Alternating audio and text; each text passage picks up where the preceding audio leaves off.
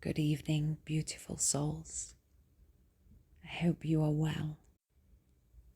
Tonight we continue with Alice in Wonderland. So stretching out in your bed, take a big old stretch.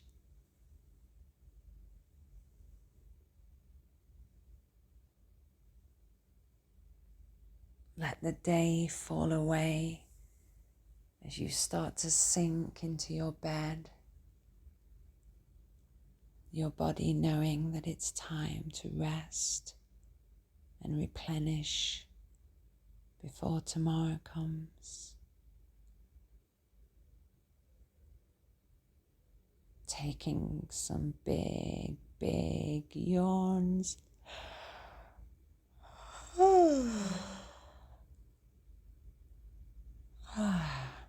Releasing tension from your jaw and signaling to your mind and your body that it is time to rest. And taking some deep breaths.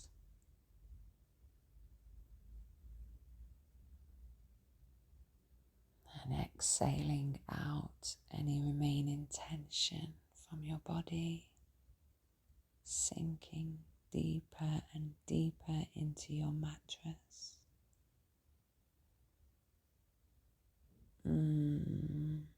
Yummy.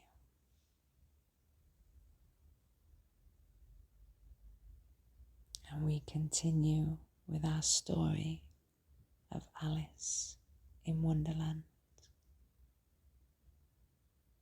I hope you have a beautiful sleep, dear ones.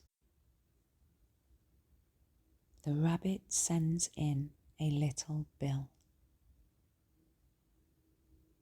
It was the white rabbit, trotting slowly back again, and looking anxiously about as it went, as if it had lost something. And she heard it muttering to itself, the Duchess, oh my dear paws, oh my fur and whiskers, she'll get me executed, as sure as ferrets are ferrets. Where can I have dropped them?" Alice guessed in a moment that it was looking for the fan and the pair of white kid gloves, and she, very good-naturedly, began hunting about for them. But they were nowhere to be seen. Everything seemed to have changed since her swim in the pool, and the great hall with the glass table and the little door had vanished completely. Very soon the rabbit noticed Alice as she went hunting about, and called out to her in an angry tone, "Why, Mary Ann, what are you doing out here? Run home this moment and fetch me a pair of gloves and a fan. Quick, now!" And Alice was so much frightened that she ran off at once in the direction it pointed to, without trying to explain the mistake it had made. "He took me for his housemaid," she said to herself as she ran. "How surprised he'll be when he finds out who I am. But I'd better take him his fan and gloves. That is, if I can find them." As she said this, she came upon a neat little house, on the door of which was a bright brass plate with the name W. Rabbit engraved upon it. She went in without knocking and hurried upstairs, in great fear lest she should meet the real Mary Ann and be turned out of the house before she had found the fan and the gloves. "How queer it seems," Alice said to herself, "to be going messages for a rabbit. I suppose Dina will be sending me on messages next. And she began fancying the sort of thing that would happen.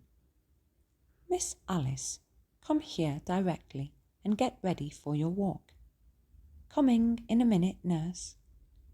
But I've got to see that the mouse doesn't get out. Only I don't think, Alice went on, that they'd let Dina stop in the house if it began ordering people about like that. By this time, she had found her way into a tidy little room with a table in the window, and on it, as she'd hoped, a fan and 2 or 3 pairs of tiny white kid gloves. She took up the fan and a pair of the gloves and was just going to leave the room when her eye fell upon a little bottle that stood near the looking glass. There was no label this time with the words "Drink me," but nevertheless she uncorked it and put it to her lips.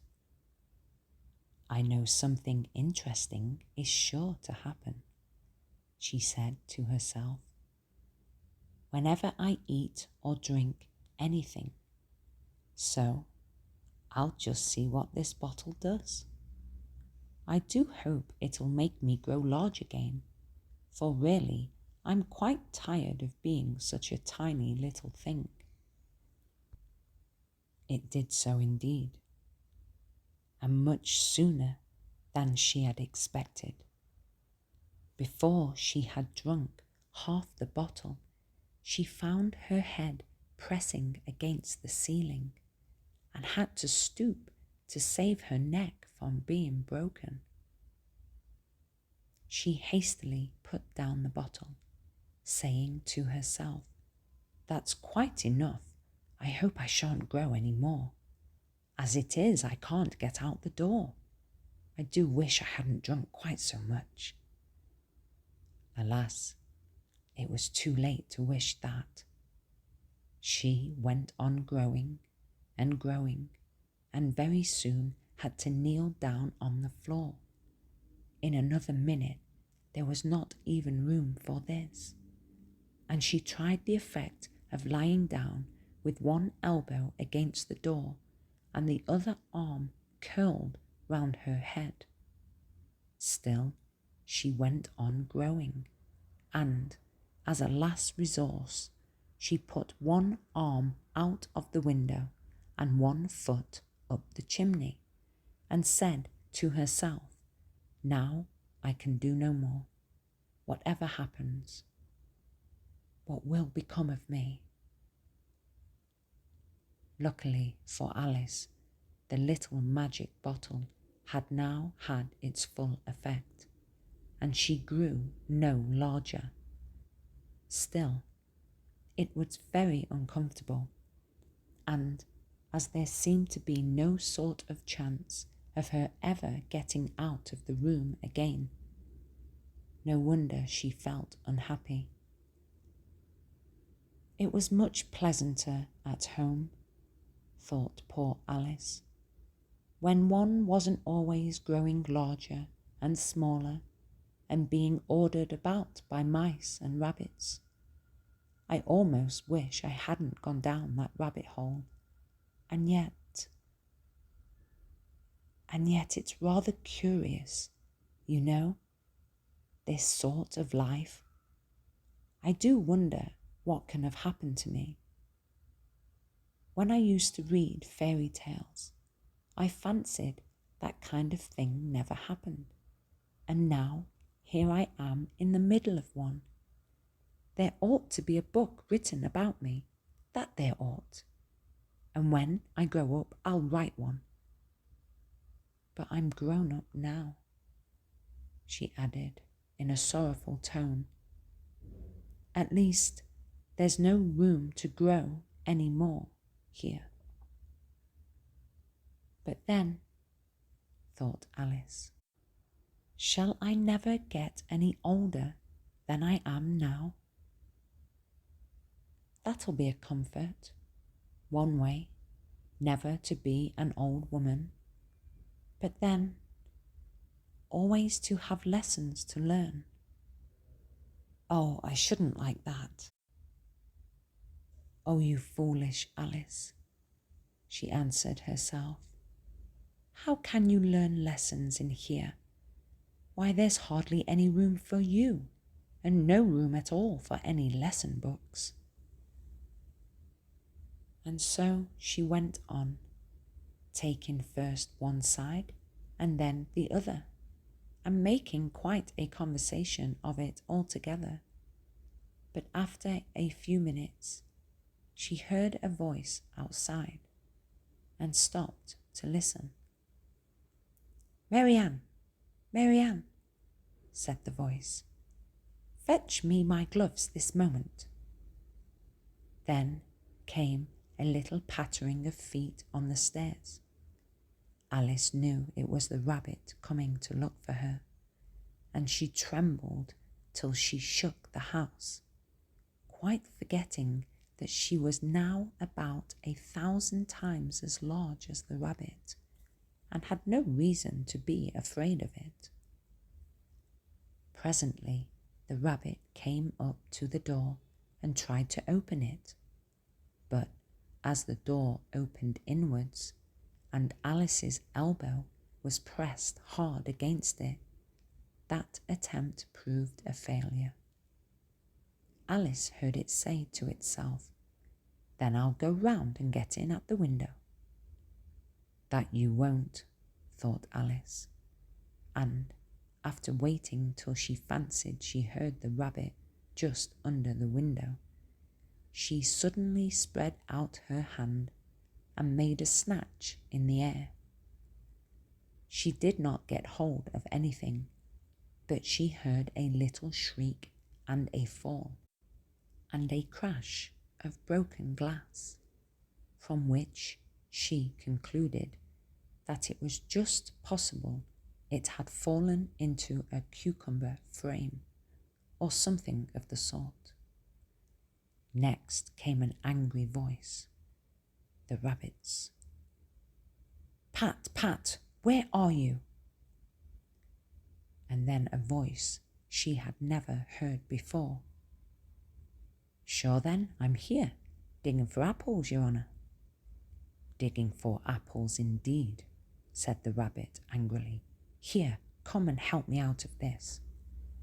Sounds of more broken glass. "Now, tell me, Pat, what's that in the window?" "Sure, it's an arm, your honour." "An arm? You goose! Who ever saw one that size? Why, it fills the whole window." "Sure, it does, your honour, but it's an arm for all that." "Well, it's got no business there, at any rate. Go and take it away." There was a long silence after this, and Alice could only hear whispers now and then, such as, "Sure, I don't like it, your honour, at all, at all." "Do as I tell you, you coward." And at last she spread out her hand again and made another snatch in the air. This time there were 2 little shrieks and more sounds of broken glass. What a number of cucumber frames there must be, thought Alice. I wonder what they'll do next. As for pulling me out of the window, I only wish they could. I'm sure I don't want to stay in here any longer. She waited for some time without hearing anything more. At last came a rumbling of little cartwheels, and the sound of a good many voices all talking together. She made out the words, "Where's the other ladder?" "Why, I hadn't to bring one. But Bill's got the other.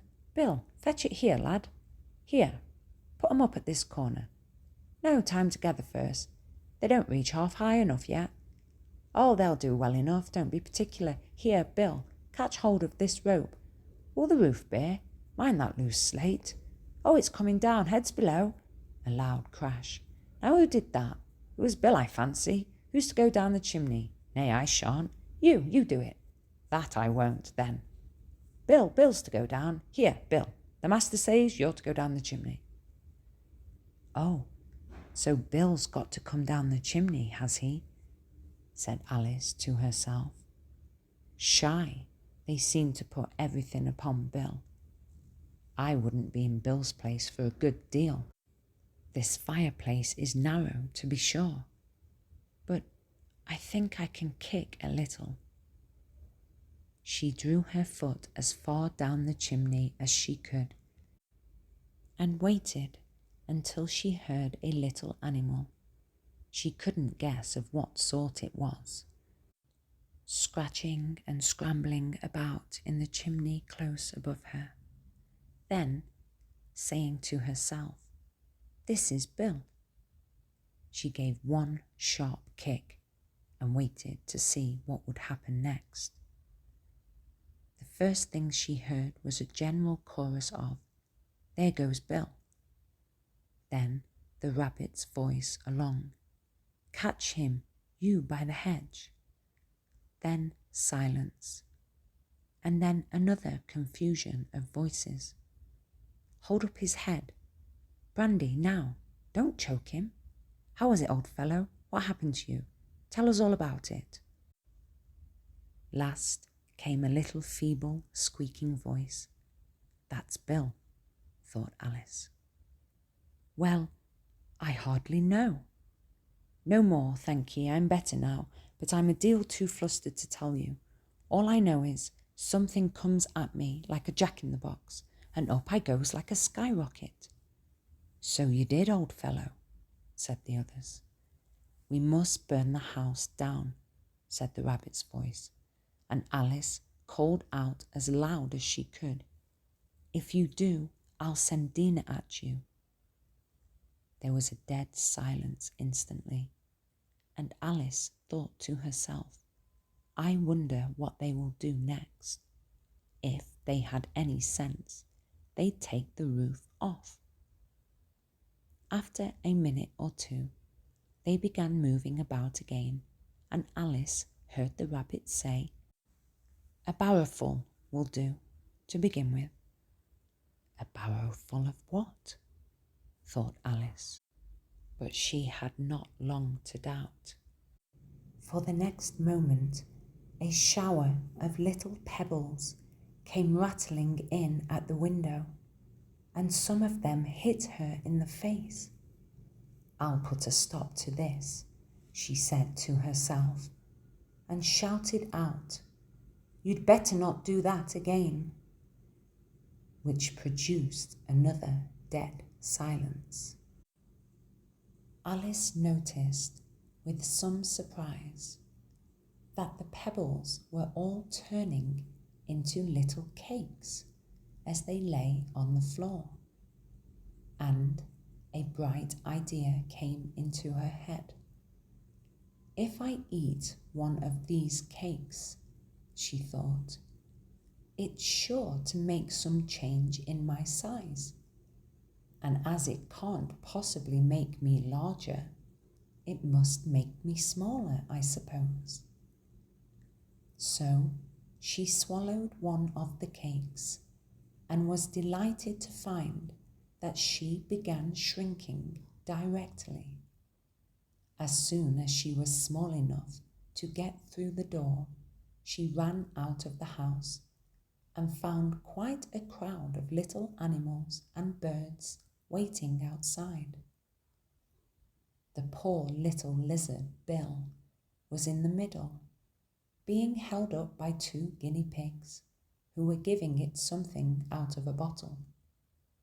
They all made a rush at Alice the moment she appeared, but she ran off as hard as she could and soon found herself in a safe, thick wood.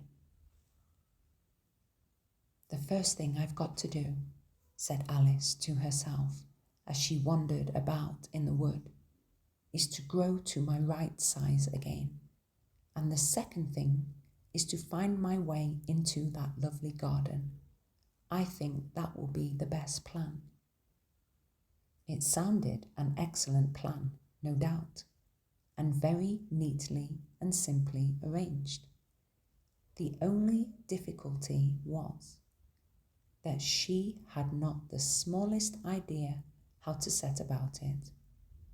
And while she was peering about anxiously among the trees, a little sharp bark just over her head made her look up in a great hurry. An enormous puppy was looking down at her with large, round eyes, and feebly stretching out one paw, trying to touch her. "Poor little thing," said Alice in a coaxing tone, and she tried hard to whistle to it, but she was terribly frightened all the time at the thought that it might be hungry, in which case it would be very likely to eat her up in spite of all her coaxing.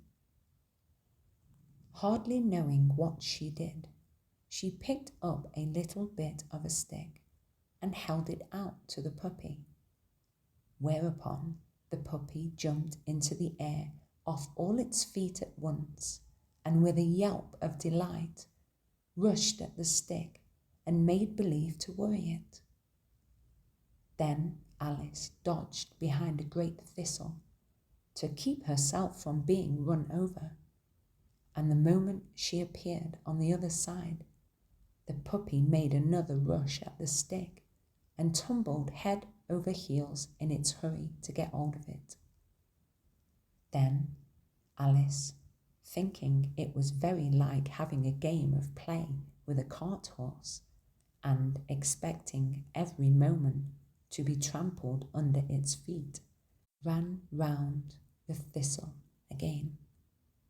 Then the puppy began a series of short charges at the stick, running a very little way forwards each time and a long way back, and barking hoarsely all the while, till at last it sat down a good way off, panting, with its tongue hanging out of its mouth and its great eyes half shut.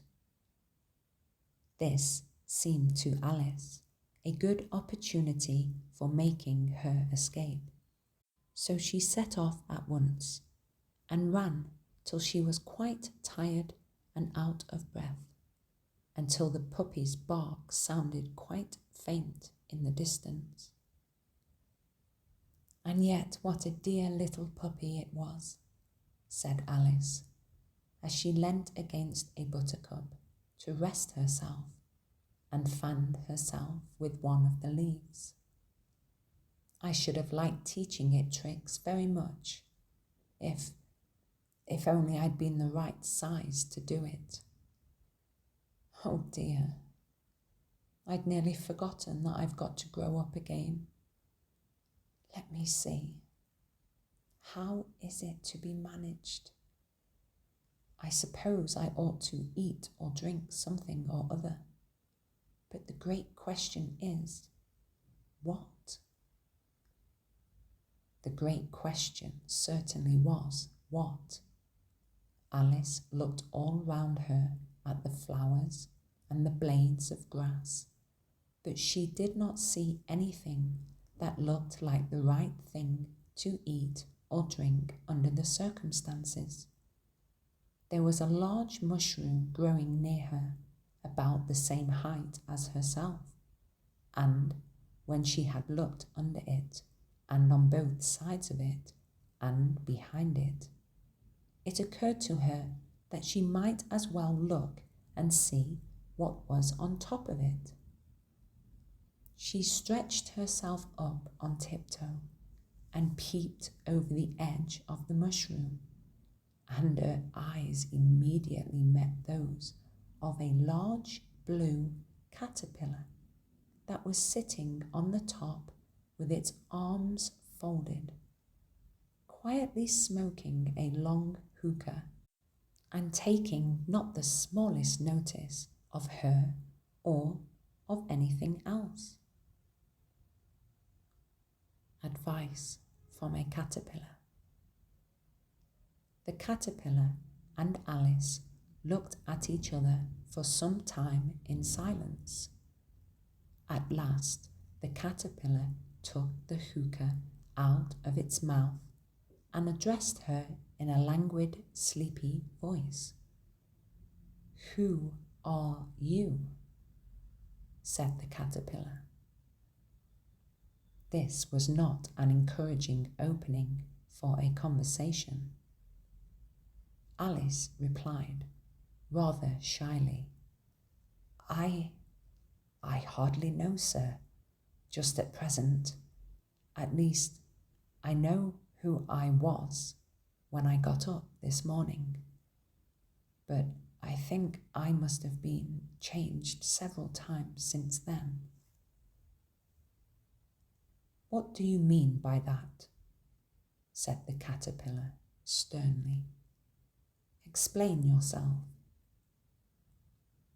I can't explain myself, I'm afraid, sir, said Alice, because I'm not myself, you see? I don't see, said the caterpillar. I'm afraid I can't put it more clearly, Alice replied, very politely, for I can't understand it myself to begin with, and being so many different sizes in a day is very confusing. It isn't, said the caterpillar. Well, perhaps you haven't found it so yet, said Alice.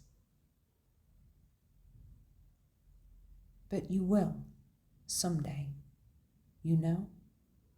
And then, after that, I should think you'll feel it a little queer, won't you? Not a bit, said the caterpillar. Well, perhaps your feelings may be different, said Alice. All I know is it feels very queer to me. You? Said the caterpillar contemptuously. Who are you? Which brought them back again to the beginning of the conversation. Alice felt a little irritated at the caterpillar's making such very short remarks, and she drew herself up and said very gravely, I think you ought to tell me who you are first. Why? Said the caterpillar. Here was another puzzling question, and as Alice could not think of any good reason, and as the caterpillar seemed to be in a very unpleasant state of mind, she turned away. Come back, the caterpillar called after her. I've something important to say. This sounded promising, certainly. Alice turned and came back again. Keep your temper, said the caterpillar. Is that all? Said Alice, swallowing down her anger as well as she could. No, said the caterpillar. Alice thought she might as well wait, as she had nothing else to do, and perhaps, after all, it might tell her something worth hearing. For some minutes it puffed away without speaking, but at last it unfolded its arms, took the hookah out of its mouth again, and said, So, you think you are changed, do you? I'm afraid I am, sir, said Alice. I can't remember things as I used to. and I don't keep the same size for 10 minutes together. Can't remember what things, said the caterpillar. Well, I've tried to say, how doth the little busy bee, but it all came out different. Repeat. You are old, Father William, said the caterpillar. Alice folded her hands and began. You are old, Father William, the young man said, and your hair has become very white, and yet you incessantly stand on your head. Do you think at your age it is right? In my youth, Father William replied to his son, I feared it might injure the brain, but now that I'm perfectly sure I have none, why, I do it again and again. You are old, said the youth, as I mentioned before, and have grown most uncommonly fat. Yet you turned a back somersault in at the door. Pray, what is the reason of that? In my youth, said the sage, as he shook his grey locks, I kept all my limbs very supple by the use of this ointment, 1 shilling the box. Allow me to sell you a couple. You are old, said the youth, and your jaws are too weak. Yet you finished the goose with the bones and the beak. Pray, how did you manage to do it?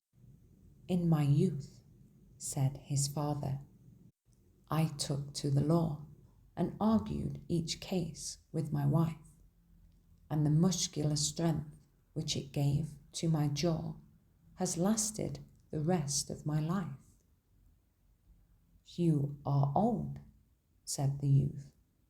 One would hardly suppose that your eye was as steady as ever, yet you balanced an eel on the end of your nose.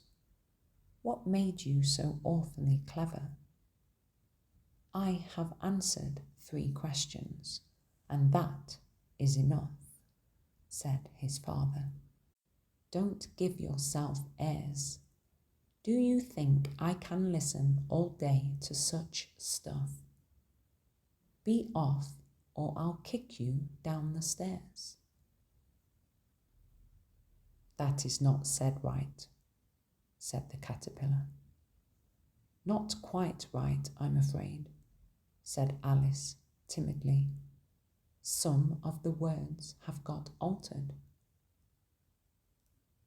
It is wrong from beginning to end, said the caterpillar decidedly, and there was silence for some minutes. The caterpillar was the first to speak. What size do you want to be? It asked. Oh, I'm not particular as to size, Alice hastily replied. Only one doesn't like changing so often, you know? I don't know, said the caterpillar. Alice said nothing. She had never been so much contradicted in her life before, and she felt that she was losing her temper. Are you content now? Said the caterpillar. Well, I should like to be a little larger, sir, if you wouldn't mind, said Alice. 3 inches is such a wretched height to be.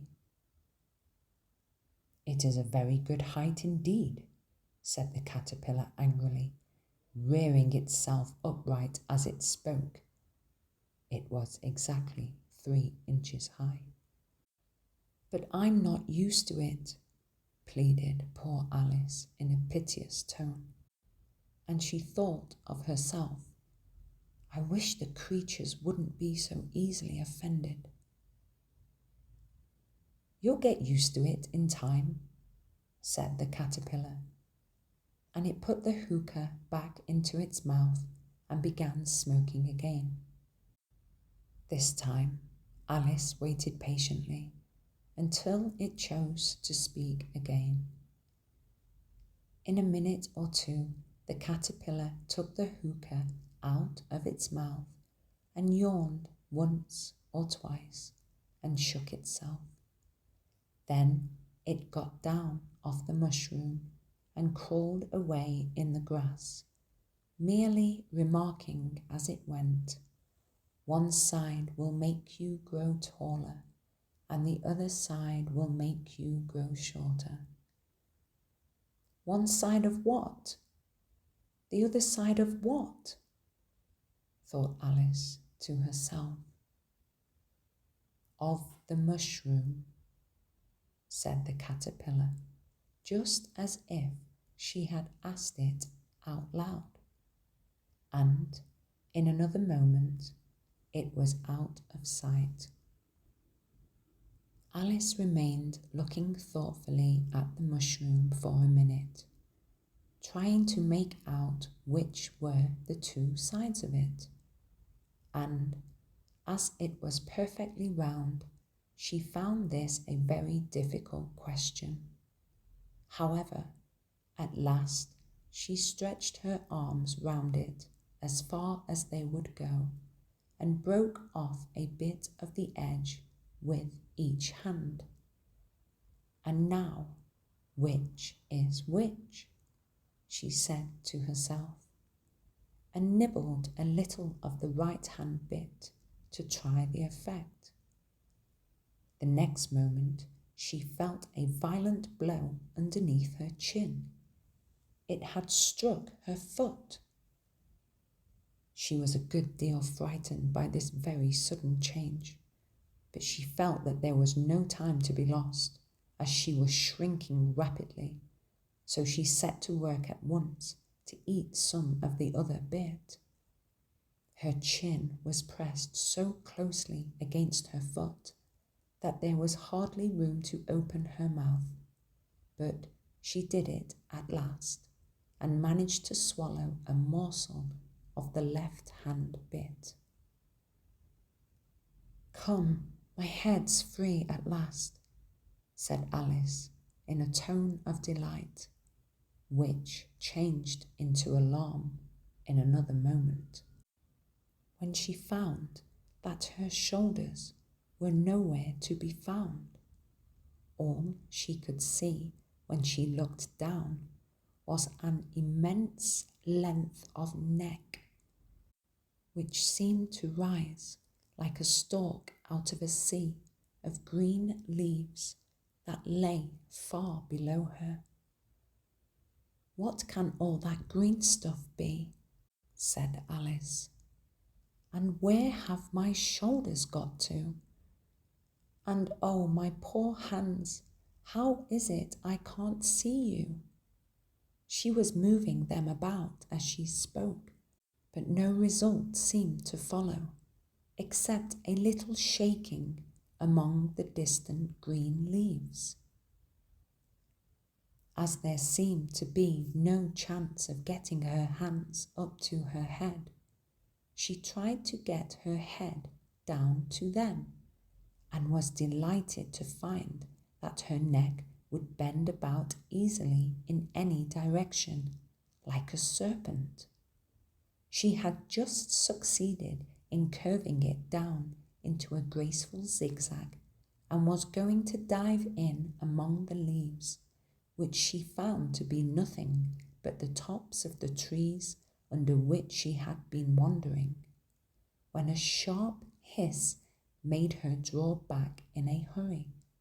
A large pigeon had flown into her face and was beating her violently with its wings. "Serpent!" screamed the pigeon. "I'm not a serpent," said Alice indignantly. "Let me alone." "Serpent, I say again," repeated the pigeon, but in a more subdued tone, and added with a kind of sob, "I've tried every way and nothing seems to suit them." "I haven't the least idea what you are talking about," said Alice. "I've tried the roots of trees, and I've tried banks, and I've tried hedges," the pigeon went on, without attending to her. "But those serpents, there's no pleasing them." Alice was more and more puzzled, but she thought there was no use in saying anything more till the pigeon had finished. "As if it wasn't trouble enough hatching the eggs," said the pigeon. "But I must be on the lookout for serpents night and day. Why, I haven't had a wink of sleep these 3 weeks." "I'm very sorry you've been annoyed," said Alice, who was beginning to see its meaning. "And just as I'd taken the highest tree in the wood," continued the pigeon, raising its voice to a shriek, "and just as I was thinking I should be free of them at last, they must needs come wriggling down from the sky. Serpent." "But I'm not a serpent, I tell you," said Alice. I'm... Well, what are you?" said the pigeon. "I can see you're trying to invent something." "I'm a little girl," said Alice, rather doubtfully, as she remembered the number of changes she had gone through that day. "A likely story indeed," said the pigeon, in a tone of the deepest contempt. "I've seen a good many little girls in my time, but never one with such a neck as that. No, you are a serpent, and there's no use denying it. I suppose you'll be telling me next that you have never tasted an egg." "I have tasted eggs, certainly," said Alice, who was a very truthful child. "But little girls eat eggs quite as much as serpents do, you know." "I don't believe it," said the pigeon. "But if they do, why then they are a kind of serpent, that's all I can say." This was such a new idea to Alice that she was quite silent for a minute or two, which gave the pigeon the opportunity of adding, "You are looking for eggs. I know that well enough. And what does it matter to me whether you're a little girl or a serpent?" "It matters a good deal to me," said Alice hastily. "But I'm not looking for eggs, as it happens. And if I was, I shouldn't want yours. I don't like them raw." "Well, be off then," said the pigeon in a sulky tone, as it settled down again into its nest. Alice crouched down among the trees as well as she could, for her neck kept getting entangled among the branches, and every now and then she had to stop and untwist it. After a while she remembered that she still held the pieces of mushroom in her hands, and she set to work very carefully, nibbling first at one and then at the other, and growing sometimes taller and sometimes shorter, until she had succeeded in bringing herself down to her usual height.